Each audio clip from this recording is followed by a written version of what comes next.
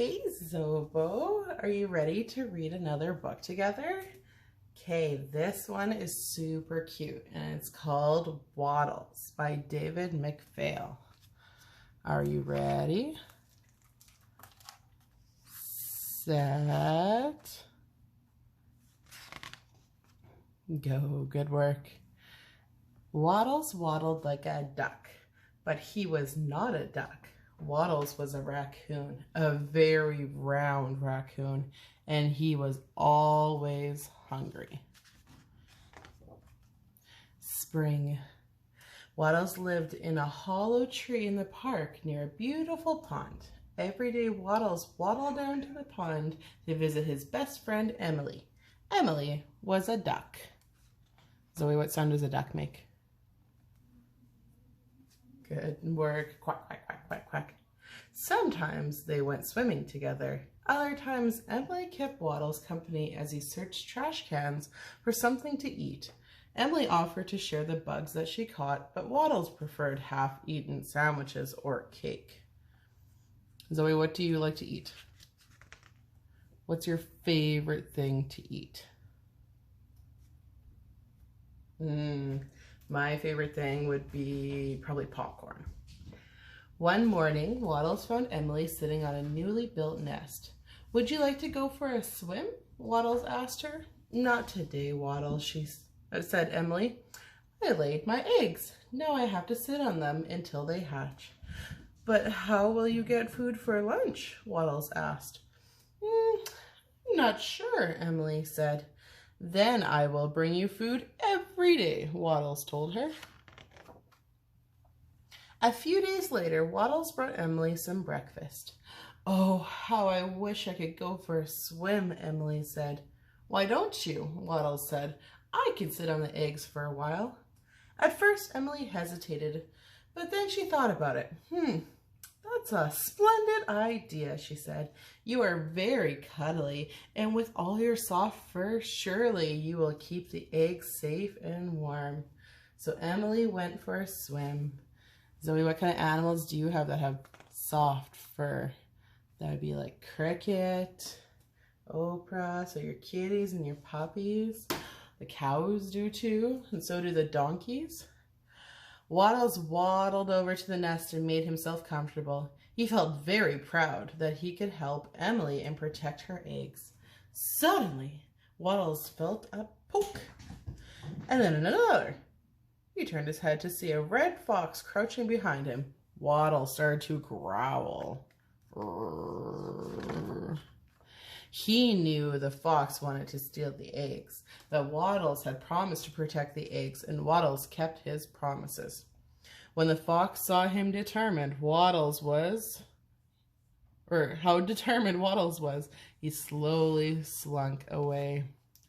Then Waddles felt a tickle underneath him. At first he thought the fox had returned, but one by one the eggs were beginning to hatch. Soon 5 little ducklings poked their head out of the shells and began to chirp.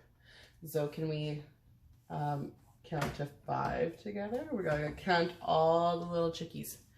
Ready, set, 1, 2, good work, 3. What comes after 3? 4, and then 5. Let's go find your mother, Waddles told the ducklings. The ducklings tumbled out of their eggs and made a ragged line behind him. Together they waddled to the pond. Emily laughed when she saw them. Oh, Waddles, what a lovely little family you have, she said, and then they all had a swim. Zoe, do you like to go swimming? That's one of my favorite things to do too. Summer. Every day Waddles visited the ducklings. Sometimes Waddles told them stories. Sometimes they went swimming. Sometimes they shared their favorite snacks. And sometimes they just cuddled together for a nap in the warm sun. Waddles had never been so happy. Autumn. Soon the ducklings were not little anymore. They were nearly as big as their mother. The days grew shorter, the wind blew colder, the ground in the park was covered in leaves.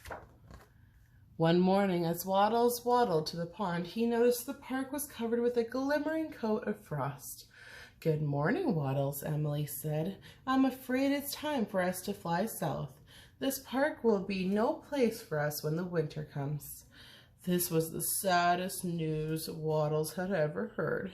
What would he do without Emily and the 5 ducklings? Okay, Zoe, are you ready? Let's count how many ducklings Emily has. Ready, set, 1, 2, 3, 4, and then what's the last one? 5. Great work. "Don't be sad, Waddles," Emily said. "One day it'll be spring again, and then we will return." The ducklings crowded around Waddles and hugged him goodbye. Then, with their mother leading the way, they went scooting across the pond and rose into the sky. Even after they were gone from view, Waddles could still hear the quacking. Finally, their sounds faded, and he was alone. Winter. Winter had never bothered Waddles before. His thick fur kept him warm, and the park was always so beautiful in the snow. But it just wasn't the same. There was no one to tell stories to, or to ice skate on the pond with, or to share snacks with, or to cuddle next to for a nap. Oh, poor Waddles. Waddles still looked through the trash cans for food, but he wasn't very hungry. The cold days slowly passed. Then one day, Waddles discovered a little flower pushing up through the melting snow. Waddles heard a noise in the distance. It was the sound of ducks quacking. How many ducks? Waddles raced over to the pond just in time to see Emily and the ducklings splashing down. "Waddles!" they all cried. "We missed you." The ducklings were now grown-up ducks, crowded around him and hugged him tight. Winter was finally over. The ducks had come home. The trees filled with leaves and blossoms. The sun warmed the water in the pond. Spring had returned and brought Waddles the best friends with it. Once again, snacks tasted sweet and life in the park was as it should be. Waddles felt very full. That was a pretty good book. Good work, so maybe we'll read another one soon.